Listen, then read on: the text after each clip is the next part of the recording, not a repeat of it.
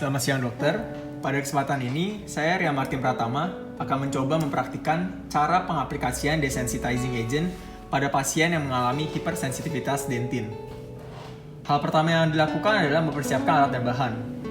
Persiapan alat itu sendiri terdiri atas beberapa hal, diantaranya pertama, terdapat kaca mulut, kedua ada sonde, pinset, dan juga probe. Setelah persiapan alat, selanjutnya kita harus mempersiapkan beberapa bahan yang diperlukan. Di sini terdapat cotton pellet, cotton roll, dan juga microbrush. Dan juga tidak lupa di sini diperlukan desensitizing agent yang saya umpamakan dengan benda ini. Pada kasus ini, desensitizing agent yang digunakan adalah strontium chloride dan sodium fluoride. Setelah persiapan alat dan bahan sudah dilakukan, maka diperlukan persiapan pasien, di mana pada praktikum ini saya akan menggunakan fantum rahang atas dan juga rahang bawah. Setelah semua persiapan selesai, maka persiapan terakhir yang dilakukan adalah persiapan operator, di mana operator harus menggunakan masker, lalu mencuci tangan, serta menggunakan handscoon. Setelah tahap persiapan, maka dapat dilakukan prosedur pengaplikasian desensitizing agent pada terapi hipersensitivitas dentin. Hal pertama yang dilakukan adalah dimulai dari tahapan konseling, di mana pada tahap ini dokter akan memberikan edukasi kepada pasien seputar penyebab terjadinya hipersensitivitas dentin dan cara mencegah terjadinya.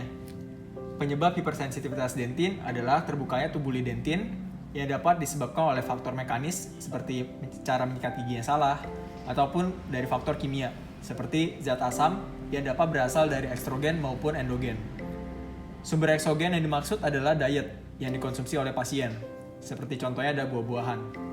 Sedangkan sumber endogen yang dimaksud adalah asam dari dalam tubuh, seperti asam yang berasal dari lambung atau penyakit gastritis. Setelah konseling, maka tahap selanjutnya adalah perawatan klinis.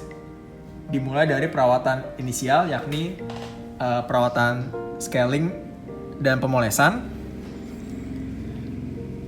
Tujuan dari scaling ini sendiri adalah untuk membersihkan beberapa debris yang mungkin terdapat di daerah gigi.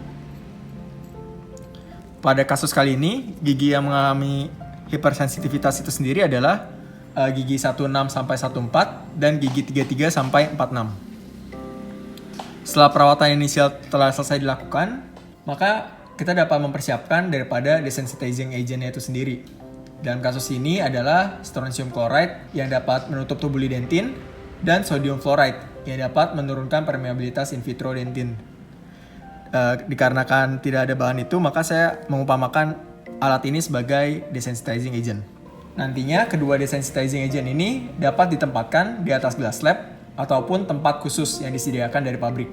Setelah mempersiapkan desensitizing agent tersebut, kita dapat mulai mengaplikasikan desensitizing agent itu sendiri.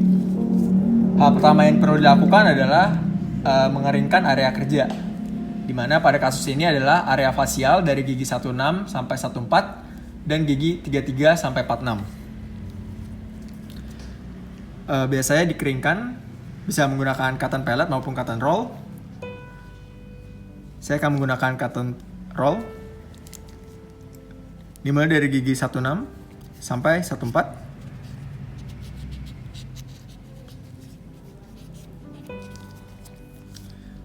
Dan gigi rahang bawahnya dari gigi 33 sampai 46.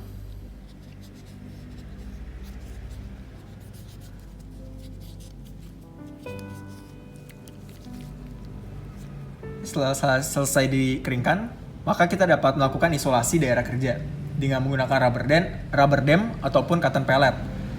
Di mana tujuan dari isolasi ini adalah untuk memastikan agar area yang telah dikeringkan tidak terbasahi lagi oleh saliva.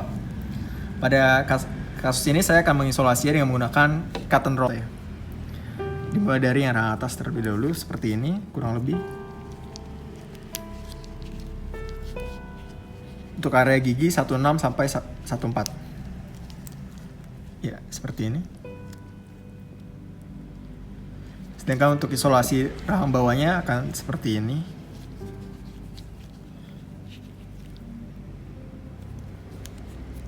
dan melingkar hingga ke seluruh area kerja.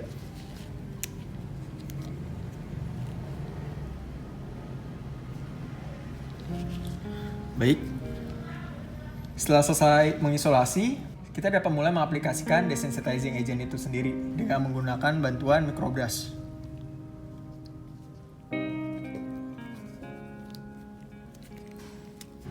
Dibasahi, lalu kita dapat mengaplikasikannya. Aplikasikan desensitizing agent ini pada area akar yang terbuka pada area kerja, di mana pada kasus ini pada rang atasnya di gigi 16 sampai 14, di bagian fasialnya, di bagian akar yang terbukanya.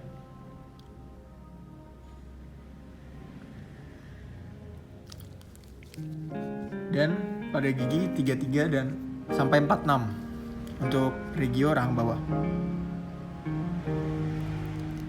Seperti itu. Setelah pengaplikasiannya selesai, maka kita dapat diamkan selama 1 menit. Setelah selesai, menunggu hingga 1 menit, kita dapat melakukan prosedur selanjutnya, yaitu proses pembersihan daripada desensitizing agent tersebut dengan menggunakan cotton pellet.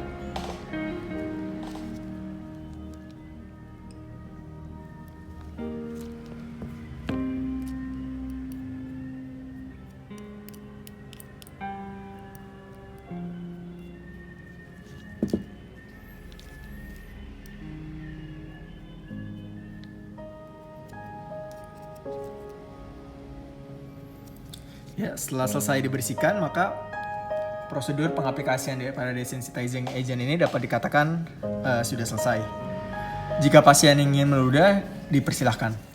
Setelah prosedur pengaplikasian desensitizing agent, terdapat beberapa hal yang perlu disampaikan dari dokter gigi kepada pasien sebagai instruksi pasca aplikasi desensitizing agent. Di antaranya, pertama, tidak makan, minum, maupun berkumur selama 1 jam.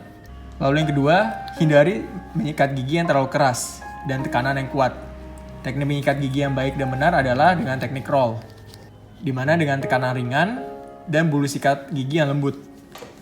Gunakan juga pasta gigi khusus untuk gigi sensitif. Dan lama menyikat gigi minimal 2 menit, mencapai seluruh permukaan gigi, dan dilakukan 2 kali sehari selama minimal 2 minggu. Efektivitas maksimal yang dapat dilihat dari pemakaian pasta gigi khusus gigi sensitif ini akan efektif dalam kurun waktu 8-12 minggu. Hindari juga makanan atau minuman yang dingin, panas, dan juga asam, serta menginstruksikan pasien untuk datang kembali untuk kontrol setelah 1 minggu. Tujuan utamanya adalah untuk mengecek kembali apakah keluhan pasien ini sudah benar-benar sembuh atau tidak, dengan cara memeriksa kembali sensitivitas gigi-gigi yang dikeluhkan dengan tes taktil maupun termal. Mungkin sekian yang dapat saya sampaikan berkaitan dengan pengaplikasian desensitizing agent pada pasien yang mengalami hipersensitivitas. Terima kasih atas perhatian dan waktunya.